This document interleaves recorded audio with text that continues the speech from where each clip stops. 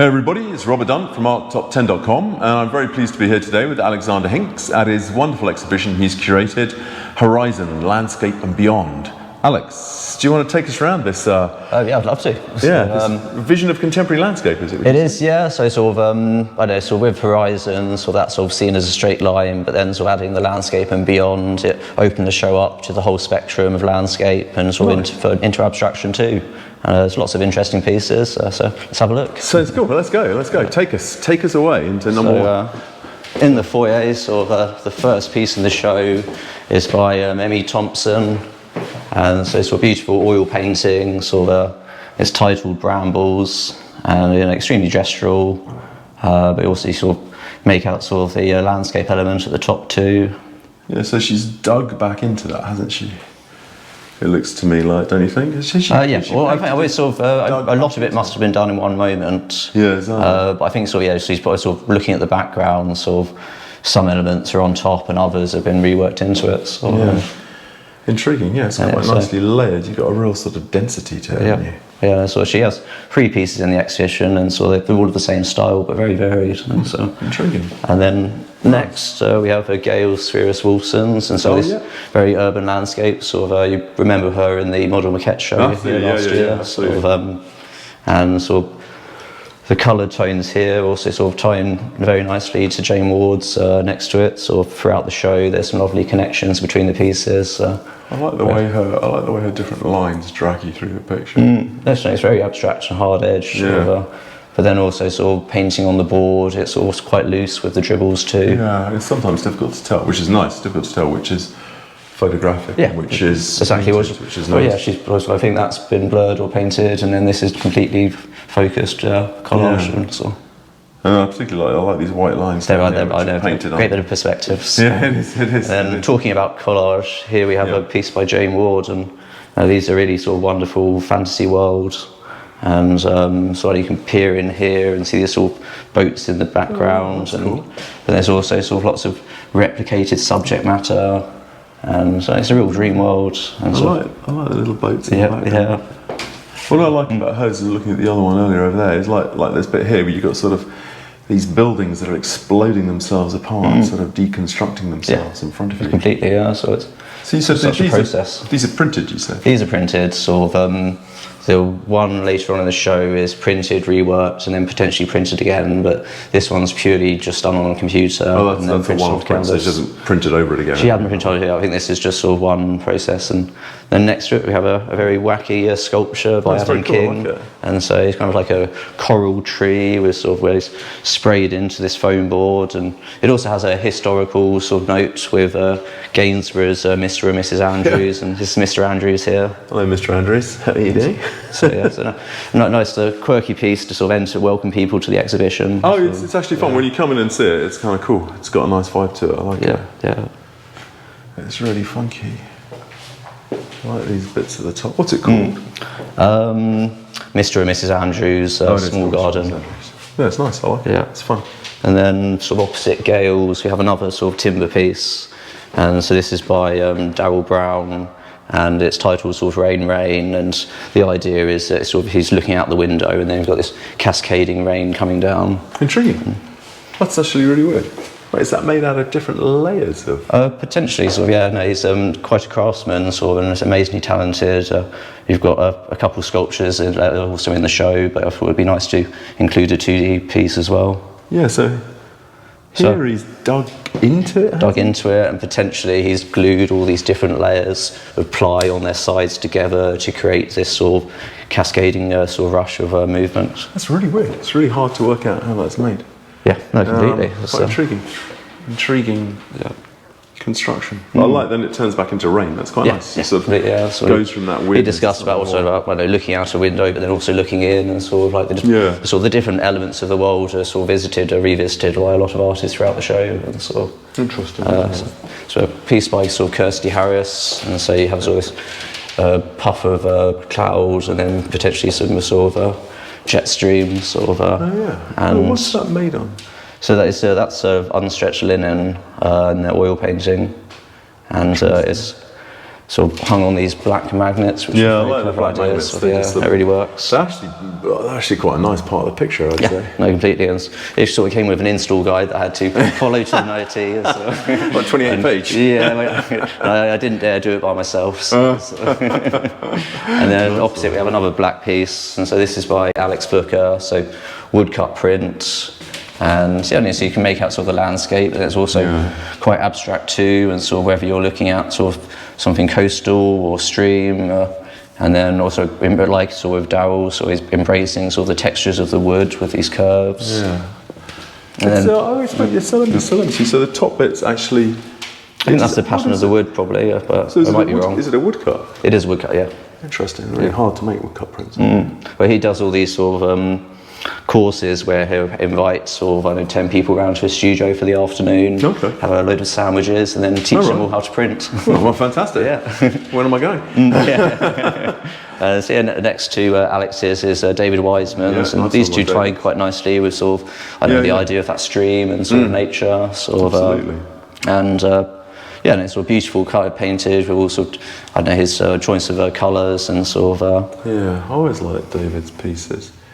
He said to me, I'm sure he said to me that when he starts them off, he's like a ballet dancer. Yeah. And he dances around over them, laid on the floor. Yeah, well, you can definitely see the movement. Exactly, I like that sort of sound element to it. And then behind David's, we have another one by Emmy Thompson. Right, intriguing. And so then again ties in with sort of that natural feel of sort of trees. And so so you can see it's the same artist, but a completely different piece to the Bramble one that we saw earlier. Absolutely, it hasn't got quite the it's a lot more calm. It's got more sort of space into it, but it's still got that same sort of that sense of moment. Yeah, sense of moment and spontaneity, which is nice, isn't it? Yeah, very cool. So this tonally then ties into sort of Anne Grimm's first piece, and so all of her works are about sort of, are the icebergs melting in sort of 50 to 100 years' time, and sort of then what the world will be like. And so here you have the last few remaining icebergs on this sort of resin on canvas. Oh wow, that's quite freaky. That's quite strange. It's quite reflective. It's an amazing material. Is it resin? I think it's resin, sort of, but then these ones here are just sort of paint on canvas. And here she actually has these bubbles. Oh, they're hers as well? They're hers as well. Oh, I didn't realise that. She's got the whole of this wall. And so, again, sort of, this is us sort of living in bubbles when sort of the whole sort of climate changes sort of flooded the world. It goes up here, doesn't it? And then around. So it was a happy accident with this piece, because when I selected it, I thought it was a roll of paper, and then to have 20 canvases turn up was a nice surprise. And then I sort of measured the measuring and laid it all out on the floor, and then hung them in a sort of very spontaneous sort of it's nice. composition. It gives it it's really fun like that, actually. I like it. Yeah. Gives it a nice vibe. And then another sort of thing that then it brings us on to sort of Eleanor May Watson's sort of 3 metre by 3 metre monoprint with 3 paintings hung on top. Look at it. And sort of the contrast between the blues and the red here, so it's quite striking. Oh yeah, you got a nice vibe between those two in that corner, haven't you, actually? And so here it's sort of so it's quite Rothko-esque with sort of the lighter lines at the top and bottom, but then also it's quite very sort of landscape-esque with like a little tree here, and you can sort of make out. I didn't actually realise that was a little tree. Yeah. That's quite cool. Oh, I hadn't clocked the tree. That's really nice. And then these are her little sort of... There's the little paintings she's put on top, sort of oil on sort of timber, sort of... and so what's the title of this one? One moment. I always like to give you some tricky questions.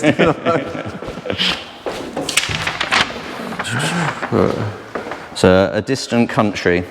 Oh, Distant Country, okay. Sort of Japanese paper, which sort of, has the most amazing feel to it. It's also quite robust. It's extraordinary, actually. Yeah, so it's in 3 sections, and I was sent up a ladder to hang it. It took about 2-3 hours. So. It's interesting. What do you think is the dialogue going between the background and the foreground paintings? They are quite separate, because I know sort of here is a vase. But then I guess that sort of still can tie into sort of you taking the plants sort of out of the world and bringing them inside. Interesting. And sort of, I think then it's got another vase, but that one you can actually see flowers in. And here's a cupboard drawer. Interesting, because they're quite different painterly styles. The two things.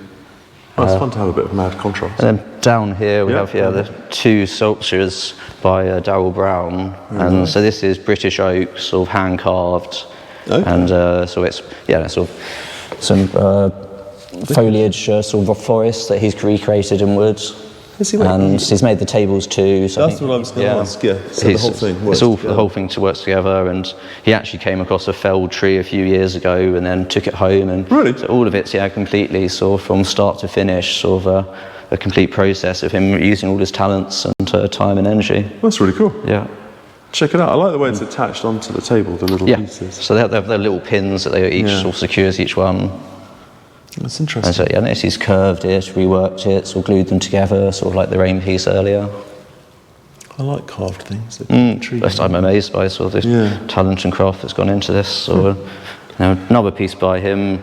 Oh, that's by him as well. That's by him as well. So you got sort of another table in the same style but different finish, and then all these sort of wide pylons. And so he spent the whole of the pandemic making these. Really? And literally filled his living room with them to the extent that his partner told him off and said, "Enough is enough. I don't want any more of these in the living room." So, but he's made such extraordinary. They're beautiful the way he's wired them all together with different types of wire, and each has a sort of a completely different form to the other, sort of unique. And then he's a perfectionist, and so they're all secured with these little magnets. Oh wow, magnets. Yeah. Oh, that's cool. They're quite intriguing actually, they're quite weird. Because it reminds you of those sort of things you see in the landscape, isn't it? Like sort of electricity pylons. Exactly, completely. And then the final sculpture in the exhibition is by Caroline List. Okay. And it's probably sort of the most abstract work in the show. Okay. But then the idea is that sort of a horizon is just maybe a straight horizontal line. Oh, I see. I like that idea of the horizon just as And then this is a play on perspective, and so the sculpture, the rectangular painting and the circular painting are all set off at different walls or positions. Yeah. So as the sort of user walks past, they interact. The circles hung slightly higher, so it always hovers just slightly above the sculpture. And also like mirrors and circles quite nicely too, but this area is a bit more serene. Oh, that's quite cool. I like the way they all work together as you move around. So the blues on the back of here, they're stunning. They're quite interesting actually. As the light changes in the day, it must change a bit as well because you go through the sort of shadows to the sunlight. Yeah, completely. Very cool. She even made a plinth for the sculpture too. So very nice. It's all worked out really well. Very nice indeed. It's her first sculpture, so she's done very well. Oh really? Check it out. Impressive. And then we have a large piece by Peter Lamb. Very cool. And so this is sort of industrial printed print with sort of lots of different sort of elements from sort of that he's photographed and then sort of work together and collage digitally. But you can also just about make out sort of the brow of the mountain here. Get the edge of that mountain. And so it's nice. Two canvases, one hung on top of the other. And quite weird. And then this is like some oozing paint paint. Nothing like a bit of oozing paint. Yes, absolutely stunning. Sort of, he gave me sort of quite a few sort of options to exhibit, and just when the moment I saw this piece, I knew it had to be. It fits very nicely in here. But also, sort of, this piece fills the wall perfectly, like sort of Eleanor's does too. It's really worked out well. It fits very nicely, doesn't it? And then this leads on to another piece by him. But so this has the same sort of digital collage in the background, but then he's actually painted on top. Yeah, that's got more of that sort of paint. I like that. The most paint on. Sort of nice contrast, and also sort of the way that the print is at an angle, and then he's made the frame at the same angle. So it's the very frame's got quirky. a real quirky vibe to it. It makes you feel slightly seasick when you're wandering around. And then so this leads on to my piece, but let's just discuss the whole wall for a second. So sort of, I don't know, there was so many quality works offered to me for this exhibition that I got a bit carried away, sort of saying yes to including them all. And so sort of usually I would have like 30 to 40 pieces in one exhibition. For this show, it ended up being 48. Whoa, check it out. And so yeah, sort of bonanza. So I laid the whole wall out and sort of came up with some nice sort of connections between the pieces, then measured the wall, measured the pieces, divided the gaps, and then sort of 26 and a half came up. And so I decided 26 and a half is going to be the magic number. And so all of these have an exact 26 and a half gap, but then I've replicated the 26 and a half throughout the exhibition on the mezzanine. Oh, okay, nice. And so yeah, if there's a connection between the pieces, then there's going to be a 26.5 centimetre gap. Love it. I love it. So yeah, here we have my piece, Solar Storm. Yeah, very nice. And so this was a sort of a reaction to my other piece in the show. Okay. But here you have this sort of like solar sunset and then a storm of clouds appearing and sort of these sort of greyish doom of sort of landscape and then structure set against this sort of quite mesmerising sunset colours. That's really cool. I like it as usual. I mean, I love always the contrast between the geometric abstract and the sort of mad visions of space. Completely, yeah. It's also nice with like the interlaying of and then so that kind of breaks up the structure a bit. It's actually quite nice because the regularity of the abstract forms are kind of broken up with with the sort of out of time abstract forms placed over it, which is nice. Actually, it gives it a nice rhythm. It's also great sort of having that hard edge set against all the curves and fluidity, and I think I've now really mastered my masking. So here we have a piece by Hannah Luxton, and so you just love to eat that sort of cake there, or touch this sort of pink. Well, I've been told not to. They're surprisingly textural with the depth to them. Yeah, and then just having it on just the linen too. That's again a sort of wonderful contrast of rich colours and finishes. Yeah, and she's actually now, is this linen? I think it's actually got glitter on it. Yeah, I think so. Yeah, sort of. And I know the way she's created this glow too. Yeah, the little glow around this again, repeating that straight line horizon, and then sort of sun, sort of. And then the pink here is mirrored quite nicely in Perdita Sinclair's piece. And so sort of I know these, it's a horizon yet again, but it's also very abstracted with the use of colour and form, and sort of, she also has these wacky stripes on the side. Oh yeah, the wacky stripes on the side. Yeah. Because as we were saying, she actually goes swimming in Brighton in the sea every day, is it? Not every day, but a lot. But a lot, I doubt she does it in the winter, but sort of. I have a feeling she might do. But no, it's cool. I like it. You've got a nice sort of mad, hard-edged abstract section at the top. Yeah. And then that drifts into a sort of, representation. You've got the same sort of sunset colours repeated as in my piece. Weird bit there, which is interesting. I like that. And also the zigzags repeating. So then this is my other painting show. This probably actually is the inspiration behind the whole exhibition. Oh, really? And so it's one of those pieces that sat in my studio for like 2 years with me staring at it thinking, what am I going to do with this? And then it dawned on me that actually it is kind of like a landscape.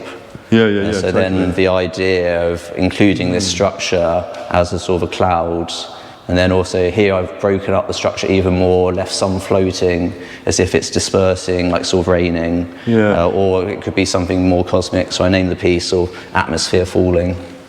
It's interesting. It's much more. Normally they bring up a sense of space or universe to me, but this does actually have a real vibe of like the Earth from space, doesn't it? It's got a much more sense of landscapes. These bits sort of around here in particular, much more sense of like landscapes, islands, coastal line. So usually they're coming in from every direction and layered on top, and just the simplicity of having sort of land, a background, space, and then sort of the structure. So it's simplified it, but it's also kind of focused it. So. It's really interesting, actually. I like that one. And I've added a touch of pink to these in case some light was hitting them. So. It's quite cool. It's got quite a different sense of space to the other ones, actually. I'll have to. Even though I can't see myself putting on another landscape show, I'll have to make a few more of these. I think you have to make a few of them. I like it. And then we have another piece by Jane Ward. And so, absolutely stunning with this sort of dispersing sort of horizon. And here she actually has reworked the prints, and you see here when she sort of melted away sections of it. So I know these have been melted here, sort of, and reworked, and so sort of, I don't know whether she's sort of printed the whole piece, then reworked it, then printed it on top again.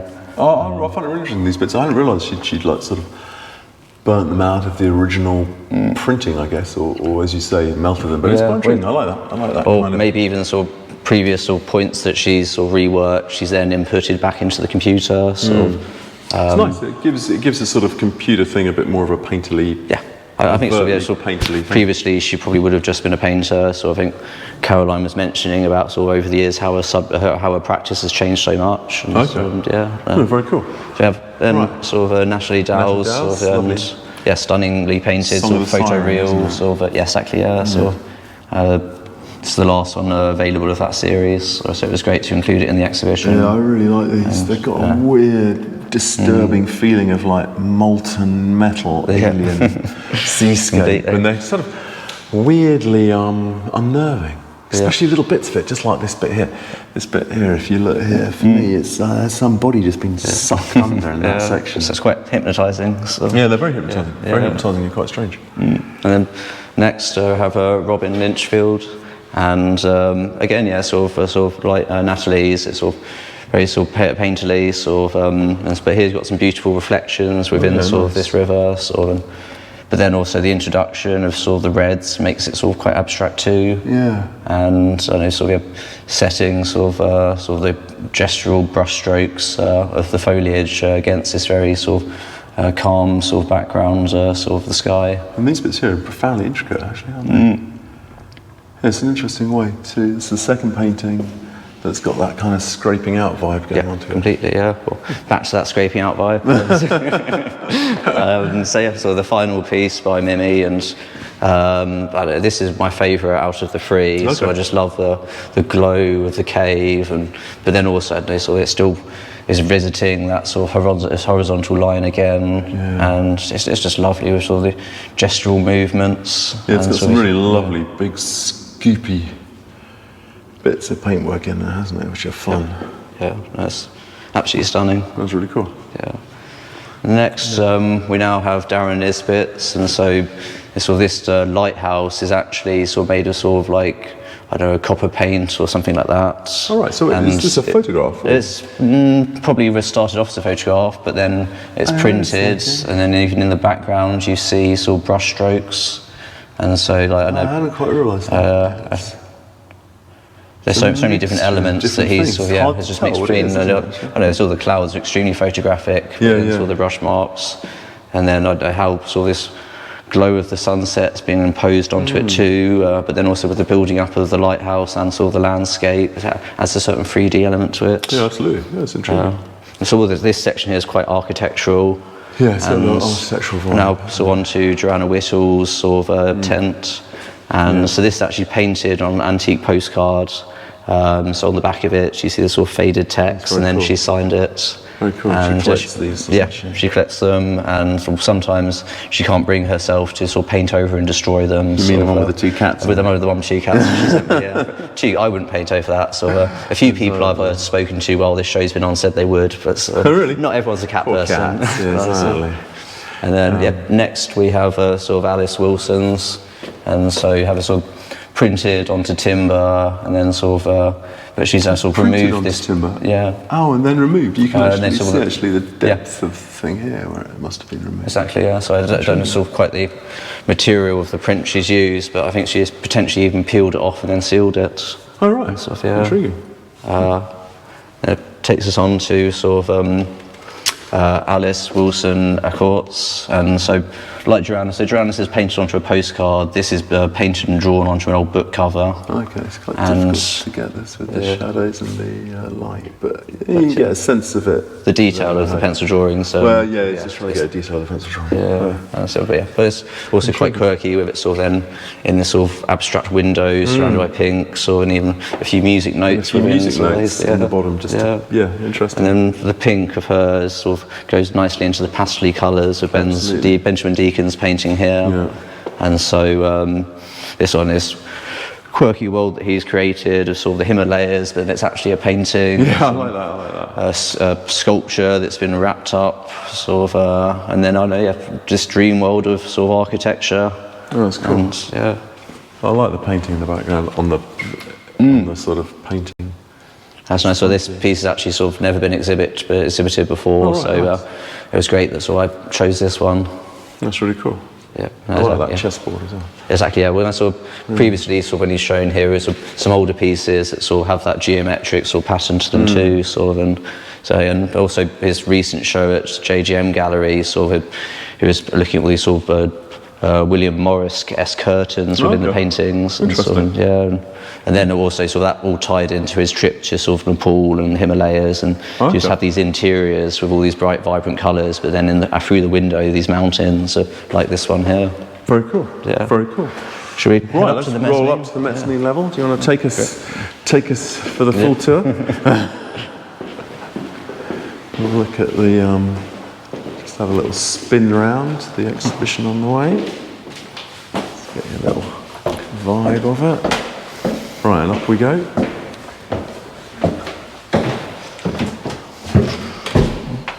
Okay.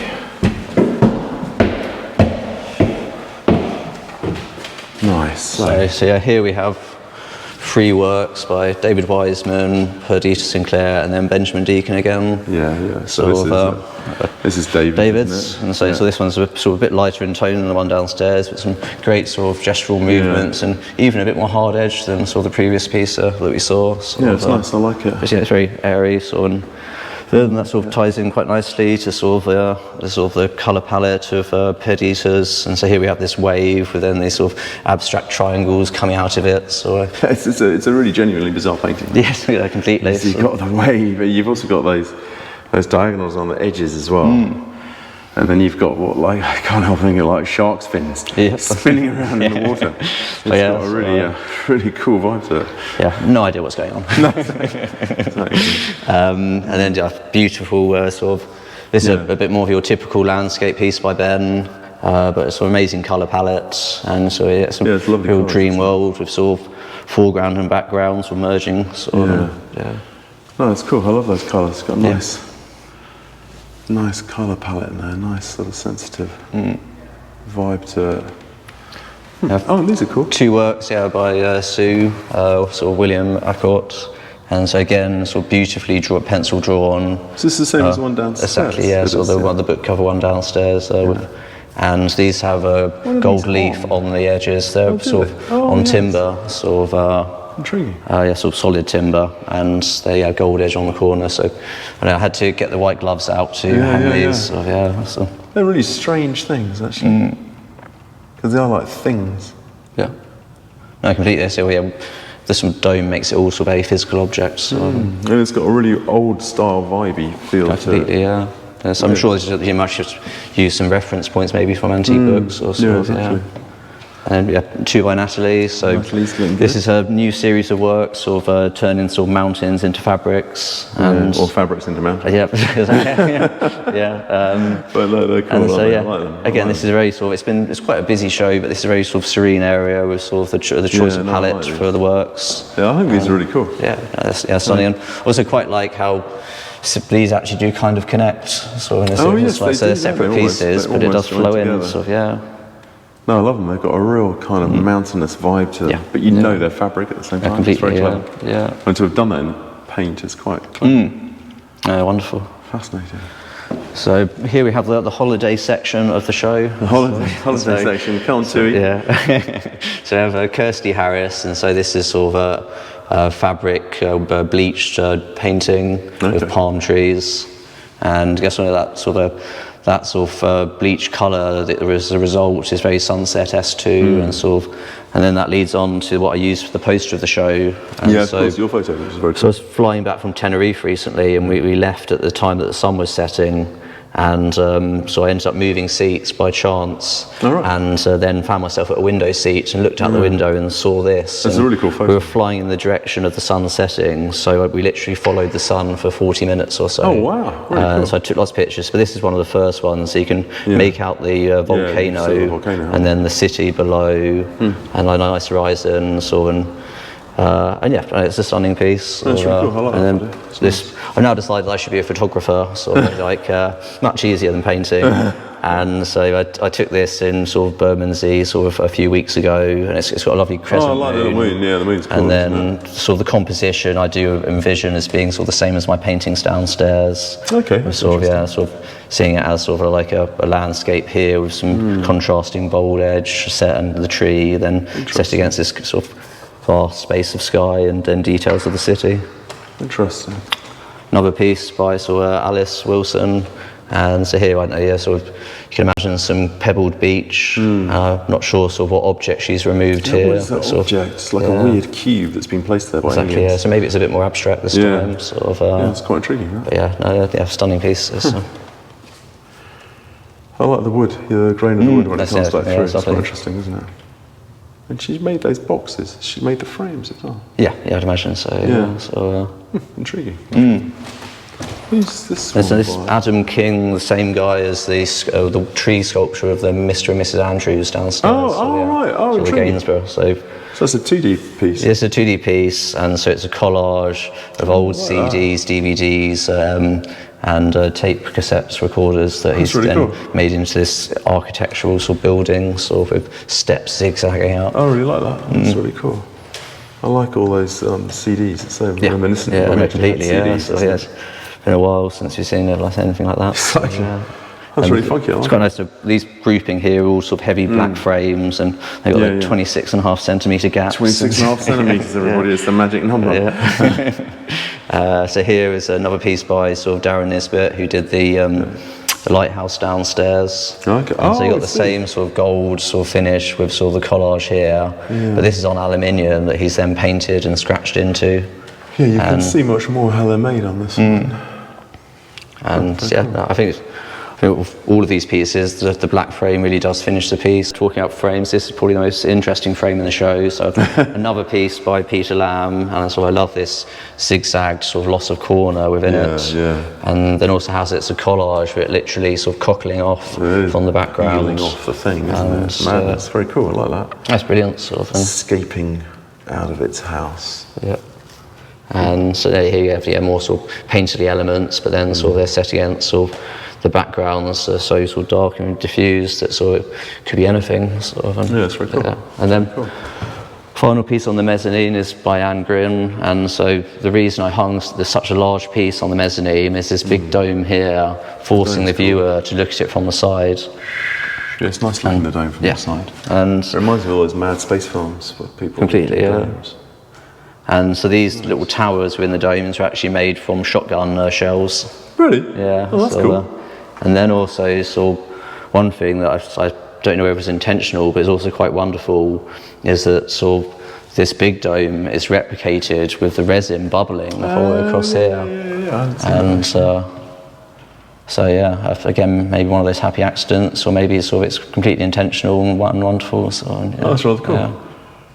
Yeah, that's quite nice actually. I hadn't realised that, but that's quite cool. A nice sense of perspective. Yeah, I know. And it's great to look out across the rest of the show and sort of. View from up here. There's been some really interesting connections throughout, and we've still got the virtual the installation to see by Ian Dawson. So here we have Ian Dawson's installation using sort of AI technology, and sort of 17 minutes long.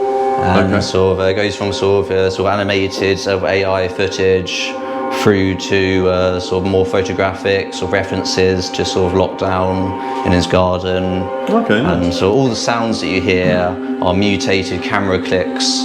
And so he's turned that sound, the idea of tying in with collecting the material to use, and then using that click sound and mutating it into sort of something more dancier or something more atmospheric. And then all the objects that you have around here are 3D printed. Some are quite quirky, like bits of cheese or spinners. Others are sort of rocks from Mars or mountains. Sorts of mad things. Yeah, and they're all sort of primary colours. He has this face in the middle of the projection. And then below is the most sort of interesting 3D printed piece. So here is actually an exact replica of the oldest known rock to be worked on by mankind. That's a really and weird you can thing. see this hole here where they've worked into it, and then 2 scratch marks, and then he's covered it in these sort of so this is the room we're in, with the moon, the window here being turned into a moon by AI technology. Nice. You can see the edge of the room there.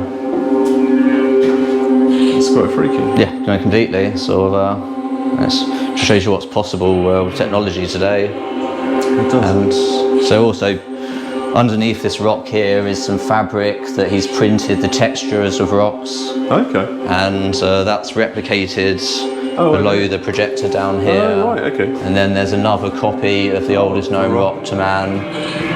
Intriguing. Yeah. Oh, it's quite a freaky setup in here. Gives Completely. you quite a mad vibe. He was here for 2 days, Making it work. And then with the video being 17 minutes long, who knows how long he spent working on that. Yeah. Ages, actually. Yeah. And I just sort of contacted him on Instagram, and sort of after seeing a few videos, and had no idea sort of that he was this renowned and talented, and so it's absolutely brilliant having him in this exhibition. Oh, it's really cool. It's really good fun. Nice. Yeah, kind of off the wall, but cool. Yeah, no, completely. So. Right, nice one. Thanks, Rob, for sort of coming around, and so it's always great to discuss all the different pieces. And it's been fun. It's been fun. I really enjoyed looking around it. It's been entertaining. I love the idea of contemporary landscape. Nice idea. I like it. And you've pulled it off really well. So it's an awful lot of works, but sort of really varied pieces, some nice relationships between them, and it's worked. Yeah, it's cool. It's really good. Nice one. Well, congratulations. And fingers crossed we will never see landscape again the same way. Definitely, we're going to in our minds. Awesome. Okay, cheers, Steve. Thanks, Rob.